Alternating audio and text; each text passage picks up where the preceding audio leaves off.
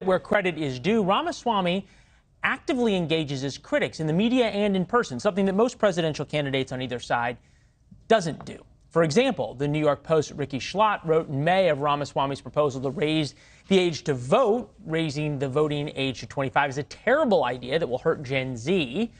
He invited her to New Hampshire for a discussion, and Rikki is with us now. Did he convince you?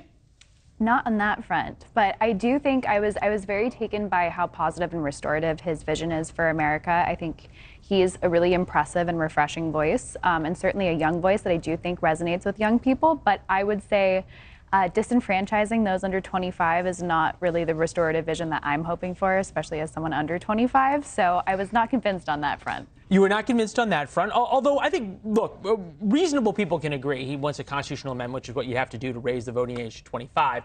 That's pretty far-fetched to have happen. And I think you look at some of his other things, we put it up there, abolishing the FBI. Some of these things don't really seem that possible.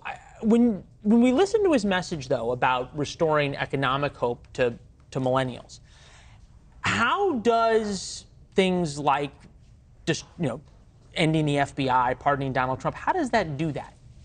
I don't think that's going to accomplish getting Gen Z voters maybe in the primary, just general Republican election. Certainly, I think that that's something that might speak to primary voters. But in terms of the Gen Z message and the millennial message and what young people want to hear about, I do think it's this economic message that he's tacking to now. I've followed his campaign as well through the months, and I think he's actually moving towards welcoming more young voters. He recently was at 12% in a Kaplan poll, neck and neck with DeSantis, and that was largely gained with young people, and I think that he's leaning into that strategy now. Look, I haven't been out on the campaign trail with him. He seems pretty dynamic when you watch him interact with voters, and he's willing to talk to sort of anybody, which if you watch certainly Ron DeSantis and others, they're not willing to put him in those positions where he has to sort of joust with people who might disagree with him. You think about flash-in-the-pan candidates from recent elections. Herman Cain, 999, sort of surged and then blew up. Rick Santorum won the Iowa caucus. Rick Perry, Jeb Bush, Marco Rubio, Ted Cruz, Pete Buttigieg. All these people sort of had their moment.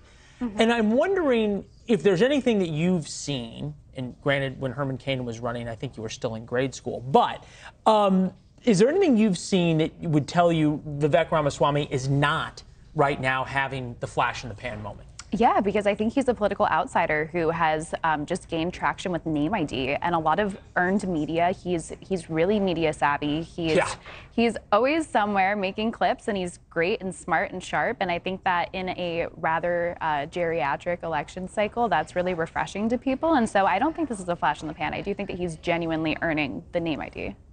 Yeah, and look, with a different message. And he said the divide in America is an economic vision one. You could also make it as a rural-urban divide or a class divide that doesn't necessarily fit the Republican-Democratic labels. I know you've talked about that. It's great to see you.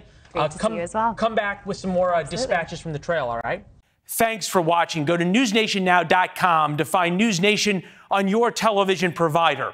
And don't forget to subscribe. Click the red button to get more of NewsNation's fact-driven, unbiased coverage.